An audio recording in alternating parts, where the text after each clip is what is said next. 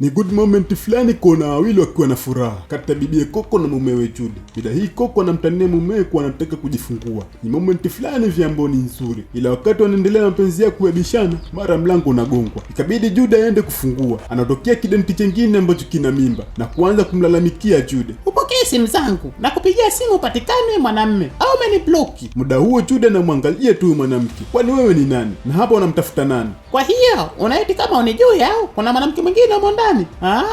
Ni kweli kuna mwanamke mwingine. Jude akabidi amvute nje, amwambie apunguze pressure, kisha amwelezee yeye ni nani. Hapa ndo anapoa story ya kuwa kulikuwa na party kwa mchezo mmoja ambaye anaitwa Gozi. Na huyu mwanamke anaitwa Stella. Alikuja na bwana wake ambaye anaitwa Chidi. Chidi alipokea simu ya mama yake na kuambiwa ampelekee dadake baadhi ya vitu na kumwomba ashikaji zake wampelekee demu wake kwake. Sasa Chidi alipoondoka, Chere ambaye ni demu wa Gozi akasema, "Wote hata haya kuishi na mwanamume wa mtu." Stella hakupenda ile maneno, ikabidi asepe. Gozi akamchagua Jude ampeleke Stella kwao. Ikabidi Jude aende kumwomba radhi na kisha akamchukua kumpeleka kwake. Hapo ndo Jude ndo anavyokumbuka. Jude akamwambia, "Na kuona siku hizi umebadilika." "Nimebadilika kwa sababu nina mtoto wako." "Ila mimi sikutupia siku ile." Ila Stella akataka kukuasha moto pale pale. Ikabidi Jude amzuie na kumwambia wataonana nusu saa barabarani. Hapa nyumbani atoke. Stella akakubali. Ikabidi Jude aende kumzuga mkewe ili apate kutoka na kuonana na Stella. Koka akazugika. Jude akatoka kuonana na Stella. Ila Stella bado analalamikia mchizi kwa kumbloki. Ila Jude hakumbuki. Anakumbuka mara ya mwisho alikunywa kinywaji na wala hakumbuki kingine. Stella akamwambia, "Chukua namba yangu na upige." Ila Jude akasema hana namba yake. Stella akamtajia. Jude kuitia akakuta namba imeseviwa. Na Stella kucheki ni kweli kambloki. Sasa hii moment inamchanganya sana Jude. Ni lini na wapi alisave hii namba na kaibloki lini? Ila Stella anamwakia sana na kumtishia kwenda kwa mkewe. Jude ikabidi akubali masharti ya Stella. Hana jinsi ila alinde ndoa yake na kumpa pesa kidogo ya matumizi. Sasa mchizi akarudi nyumbani. Ila wasiwasi kibao kwenye kichwa. Anawaza kijua mkewe itakuwaje. Ila mkewe alipojaribu kumuuliza anasema yupo sawa na kumpa simu mkewe akaeke chaji. Sasa wakati Coco anaweka chaji simu anakuta SMS ya Stella kuwa, "Najua ni ngumu kwako kuelewa hii hali, ila nimebeba kiumbe chako. Mimi peke yangu takriban miezi 6 sasa. Na asante sana kwa pesa. Na imani utakuja mapema tu." Coco ilimpiga sana ile, ila alimezea tu hivyo hivyo. Alipokuja Jude akajifanya kama hajaona kitu. Ila Jude alishtuka kitu maana alimwona mkewe amesononeka sana. Mwisho Coco akaondoka ila hakumuuliza kitu. Ulipofika usiku akachukua simu ya mumewe na kuipekura kila kona. Kisha alipomaliza akalala. Asubuhi akaenda nyumbani kwa Gozi. Coco akaomba ongezea vitafunio. Kiera akaenda kufata. Ila Coco akasema anaenda kumsaidia. Baada ya kuondoka mchizi akapata nafasi ya kuongea na Gozi na kumwambia na matatizo na kumwelezea kinachomsibu. Ila akamwambia simwambie mtu. Wajaribu kusolve tu wao wenyewe. Na huku Coco anamwelezea Chere kama mumewe na mwanamke mwingine. Chere yeye hajui hilo na kuomba shoga yake ampeleleze kwa kumuuliza Gozi. Chere akakubali. Saa tatu anarudi jikoni na mchizi na yeye akabidi arudi tukukaa pale pale. Ila mara Stella anapiga. Mchizi akaichimbia chini simu. Ila bado Stella akaa anapiga tu. Mpaka Coco amwambia pokee tu hiyo simu. Jude akamzongazonga mkewe kwa kumwambia ni simu ya ofisini kuna kikao na anahitajika aende. Ndio maana akaichimbia chini. Anasubiri amalize sherehe ndipo aende. Coco akakubali. Ila alimwomba ampeleke kwanza yeye halafu aende kwenye kikao. Mchezo ukawa umetiki pale. Jude ikabidi aende kwa Stella. Sasa Stella kekti kama vile tumbo linamuuma pale. Mchizi akataka kumpeleka hospitali. Ila Stella akakataa. Akamtaka mchizi abaki pale pale ndo atakuwa sawa tu. Mchizi akabaki pale. Akawa hana jinsi. Maana akikataa Stella anakinukisha. Huku Coco anapiga simu na kupiga simu haipatikani. Akampigia mpaka Chiere kumuuliza kama anajua alipo mumewe ila patupu tu hajui kitu. Mchizi mpaka usiku hajarudi kwake. Stella akamkalisha tu pale. Hakuna kuondoka. Sasa Stella baadaye akasema yupo sawa. Kwenye maongezi yao mwisho Stella akakubali kumwacha Jude na mkewe na asimsumbue ila kwa sharti moja tu. Ampe milioni 2.5 naira aondoke kabisa Nigeria. Mchizi aliruka. Milioni 2.5 naira mbona hiyo hela nyingi sana? Stella akamwambia hutaki au unataka nikinukishe? Jude akakubali tu ila kishingo upande. Maana naamini yeye hajakitupia kwa huyu mwanamke. Ila shida hajaamini kabisa. Maana Stella anampa vitisho mpaka mchizi anakosa ujasiri.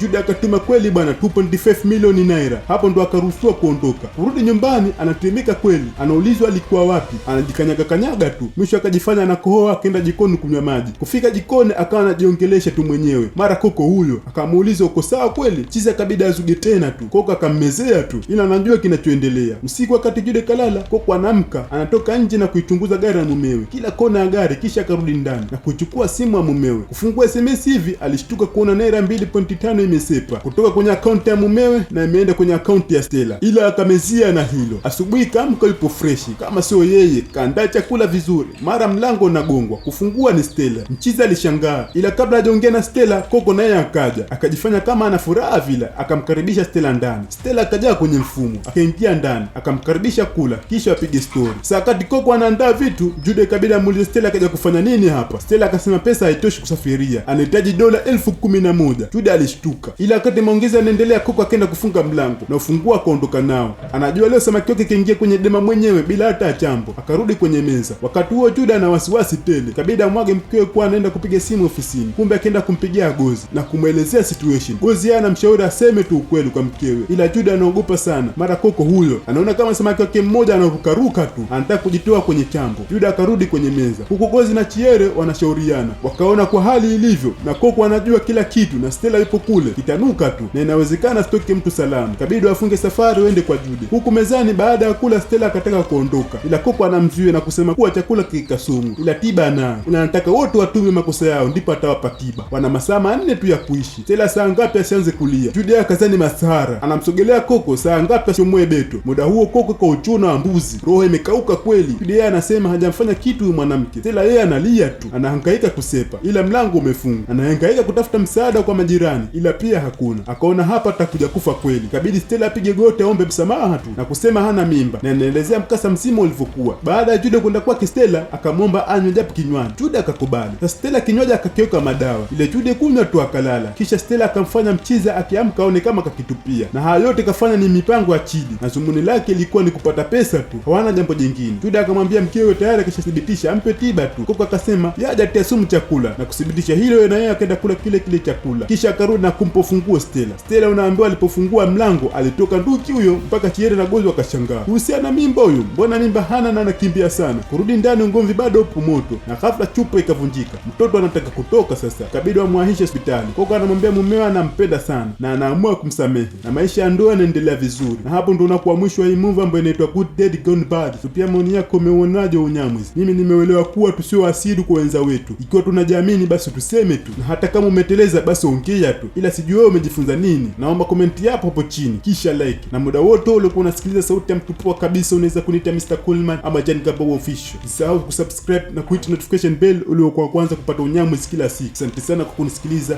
naweza kusema bye.